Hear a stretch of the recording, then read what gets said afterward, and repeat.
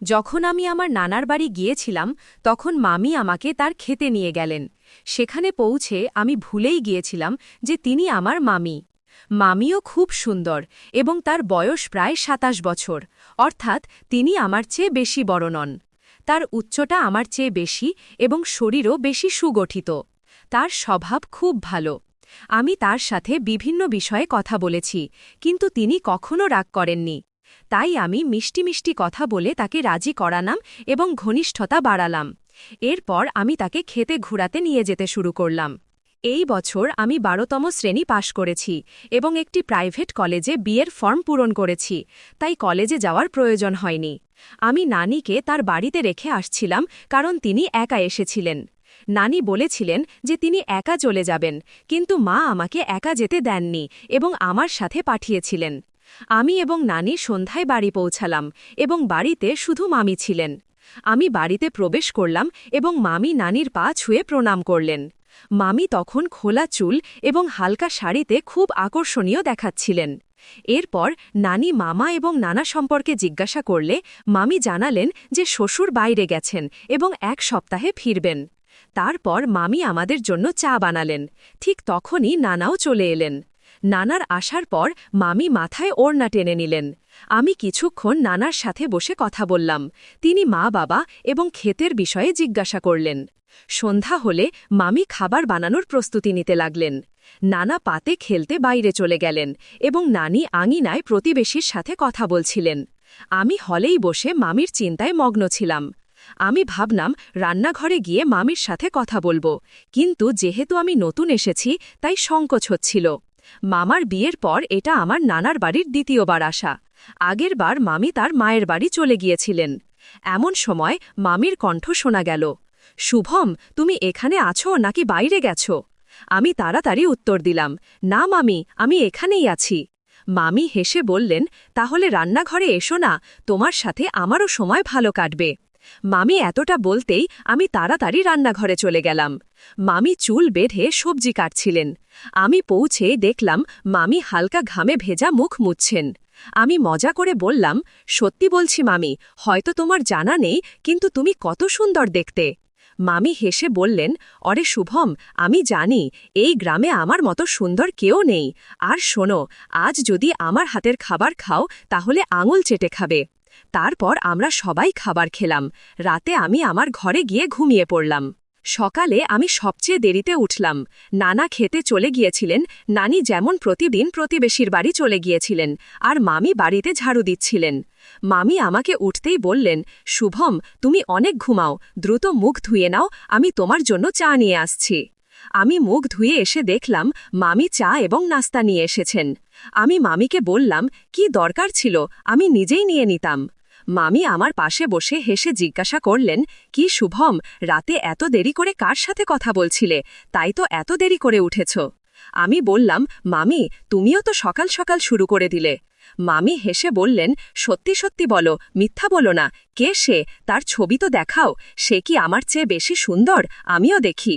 আমি মামির কাছে শপথ করে বললাম, মামি, সত্যি তোমার কসম, এমন কিছুই নেই। তখন মামি অবাক হয়ে বললেন, মানে তুমি এখনো কাউকে সেটও করনি? আমি মাথা নাড়ছিলাম আর মামি আমার দিকে তাকিয়ে হাসছিলেন। মামি হেসে বললেন, তাহলে মামি সম্পর্কে কি মনে হয়? মামির মুখ থেকে এমন কথা শুনে আমার নিঃশ্বাস বন্ধ হয়ে গেল, কিন্তু পর মুহূর্তেই তিনি জোরে জোরে হেসে উঠলেন এবং বললেন, শুভম, তুমি খুব ভালো লাগছো, আমি তো শুধু মজা করছিলাম। তারপর তিনি চায়ের কাপ নিয়ে তার কাজে ব্যস্ত হয়ে পড়লেন। সত্যি বলতে মামির স্বভাব খুব ভালো, তিনি সব সময় এমন মজা করে থাকেন। তাই আমিও ঠিক করলাম যে যেহেতু এত ভালো মামি পেয়েছি তাহলে আমিও কিছু মজা করব। খাবার খাওয়ার পর আমি মামির ঘরে গেলাম। মামি তখনই তার চুল ধুয়েছিলেন এবং শুকানোর চেষ্টা করছিলেন। আমি ঘরে ঢুকতেই মামি বললেন, অরে শুভম, ভালোই হলো তুমি এলে, আমি তোমাকে ডাকতে যাচ্ছিলাম। সকাল থেকে আমার পিঠে খুব ব্যথা করছে, তুমি কি একটু বাম দিয়ে মালিশ করে দেবে? আমি তাড়াতাড়ি বললাম, অরে মামি, এ কথা সকালেই বলা উচিত ছিল, আমি আগেই বাম দিয়ে দিতাম, তোমাকে অকারণে ব্যথা সহ্য করতে হলো না। তারপর আমি মামির পিঠে বাম দিয়ে মালিশ করা শুরু করলাম। মামি বললেন, এখন একটু সকাল থেকে বেশ আরাম লাগছে, ব্যথার কারণে আগে আমার অবস্থা খুব খারাপ ছিল। এরপর ৩-৪ দিন এমনই আনন্দে কেটে গেল এবং আমি মায়ের সাথে বেশি সময় কাটাতে শুরু করলাম। মামি এখন আমার কাছে একটি কিউট বন্ধুর মতো লাগতে শুরু করেছে। আমি বাড়িতে ফোন করে জানালাম যে আমি কয়েকদিন এখানেই থাকব। আসলে আমি মাত্র একদিনের জন্য এসেছিলাম, কিন্তু মামির সাথে সময় কাটানোর জন্য থাকার সিদ্ধান্ত নিলাম। এক সন্ধ্যায় সময় কাটানোর জন্য আমরা লুডো খেলছিলাম। মামি জিততে চলেছিল। তখন মামি হেসে বলল, শুভম, তুমি এখনও এই খেলায় কাঁচা। তোমার মামাও আজ পর্যন্ত আমাকে হারাতে পারেনি। আমি তাড়াতাড়ি উত্তর দিলাম, আরে খেলা এখনও শেষ হয়নি, তুমি এখনও হারতে পারো। মামি হেসে বলল, রোহান, তুমি যতই চেষ্টা করো না কেন, আমি হারতে যাচ্ছি না। আমি তাকে চ্যালেঞ্জ দিলাম, যদি তুমি হারো তাহলে আমি যা বলবো তোমাকে করতে হবে। মামি হেসে বলল, ঠিক আছে, বলো তোমার শর্ত কি। আমি মামিকে বললাম, একবার ভেবে নাও, পরে পিছিয়ে যেও না। মামি হেসে বলল, প্রথমে হারিয়ে দেখাও তো। হঠাৎ ৩ বার আমার নম্বর আসলো এবং আমি গেম উল্টে দিলাম। আমার মনে হলো যেন আমি কোনো বড় যুদ্ধ জিতেছি। মামির মুখ হারার পর হতাশ হয়ে গেল। মামি বলল, শুভম, তুমি চিটিং করেছ।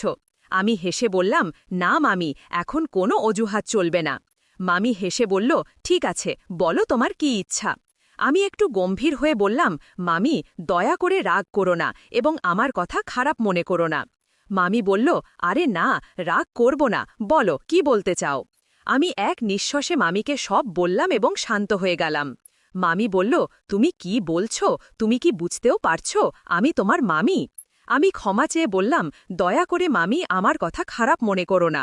মামি হেসে বলল, শুভম, আমি তোমার ওপর কেন রাগ করব, কিন্তু তুমিই ভেবে দেখো আমি তোমার মামি। আমি বললাম, দয়া করে মামি আমার কথা বোঝার চেষ্টা করো। মামি বলল, ঠিক আছে, কিন্তু একটু প্রতিশ্রুতি দাও যে তুমি এই কথা কাউকে বলবে না, এমনকি তোমার বন্ধুদেরকেও না। আমি খুশি হয়ে বললাম, পাকা প্রতিশ্রুতি মামি, কাউকে বলবো না। এমনই কথা চলছিল যে হঠাৎ নানি ডাক দিলেন, মনিকা, চা বানিয়ে দাও। ঘণ্টা বেজে গেছে, মামি চা বানানোর জন্য রান্নাঘরে চলে গেলেন। কিছুক্ষণ পর আমিও রান্নাঘরে গিয়ে দাঁড়ালাম। এখন আমার পক্ষে এক মুহূর্তও দাঁড়িয়ে থাকা কঠিন মনে হচ্ছিল। আমি যেন মামির আগে পিছে ঘুরতে শুরু করলাম। মামি হেসে বললেন, শুভম, প্লিজ এত করো না, একটু সংযম রাখো। বাড়িতে সব সময় আম্মা থাকেন, আর এখন তো রাতে তিনি আমাদের পাশের ঘরেই ঘুমান, তাই আমি একটু চিন্তিত হচ্ছিলাম। পরের দিন মামি বললেন, এখন এমন করি শুভম, আমরা মাঠে যাই, সেখানে কেউ থাকবে না। আমি হেসে বললাম, মামি, পরে আপনি ক্লান্ত হয়ে পড়বেন আর তখন দাঁড়াতেও পারবেন না। মামি অবাক হয়ে জিজ্ঞাসা করলেন, কি? আমি বললাম, আপনি মাটিতে থাকবেন, সেখানে তো কাদা আর কাঠ থাকবে। মামি হেসে বললেন, শুভম, তোমার কথাই আলাদা। সেখানে আমাদের একটি ঝুপড়ি আছে। ঠিক আছে, আগে চা খেয়ে নি। মামি বললেন, এত তাড়াহুড়ো করো না, এখনো দিন পুরোপুরি শেষ হয়নি, একটু অপেক্ষা করি। আমরা কথা বলছিলাম, এমন সময় আম্মা ডাক দিলেন, তোমাদের কথা শেষ হলে চা নিয়ে আসো। তখন আমরা চা নিয়ে আম্মার কাছে গেলাম। আমি শুধু ভাবছিলাম কখন সন্ধ্যা হবে আর আমরা কখন মাঠে যাব।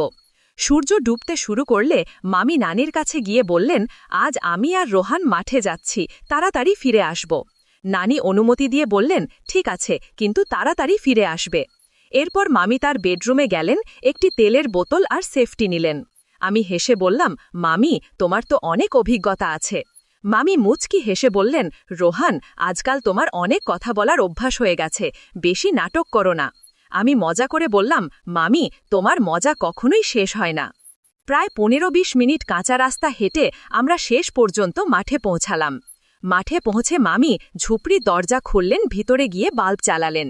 সেখানে একটি চারপাই আর কিছু ওষুধ ও সার রাখা ছিল। মামি বললেন, রোহান, এসব ছেড়ে দাও, এখন আমাকে তোমার সবচেয়ে ভালো বন্ধু মনে করো।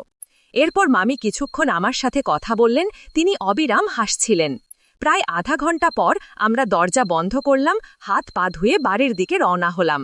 পথে মামি মুচকি হাসছিলেন, কিন্তু আমি একটু বিব্রত বোধ করছিলাম। মামি হেসে জিজ্ঞাসা করলেন, এখন কেমন লাগছে রোহান? আমি উত্তর দিলাম, মামি, খুব ভালো লাগছে না। মামি বললেন, খালি মনে হতে পারে, কিন্তু চিন্তা করো না, সন্ধ্যার মধ্যে নরমাল হয়ে যাবে। তারপর আমরা বাড়ি পৌঁছে খাবার খেলাম এবং আমি ঘুমিয়ে পড়লাম। পরের সকালে মামি চা নিয়ে এলেন। আমি তাকে ধন্যবাদ জানালাম। মামি হেসে বললেন, কালকের ধন্যবাদ আজ দিচ্ছ? আমি মামিকে বললাম, মামি, সম্ভবত কিছু ভুল হয়েছে। এমন করা উচিত ছিল না, কারণ আপনি আমার মামি। মামি হেসে বললেন, এখন তোমার ভুল লাগছে, কিন্তু এটা মনে রেখো, চিন্তা করো না। বন্ধুরা, এই গল্প বলার উদ্দেশ্য কারও মন খারাপ করা বা কোনো অনৈতিক কার্যকলাপকে উৎসাহিত করা নয়, শুধু আপনাদের সচেতন ও সতর্ক করা। যদি আমার গল্পটি আপনার ভালো লেগে থাকে, তবে ভিডিওটি লাইক করুন, চ্যানেল সাবস্ক্রাইব করুন। ধন্যবাদ।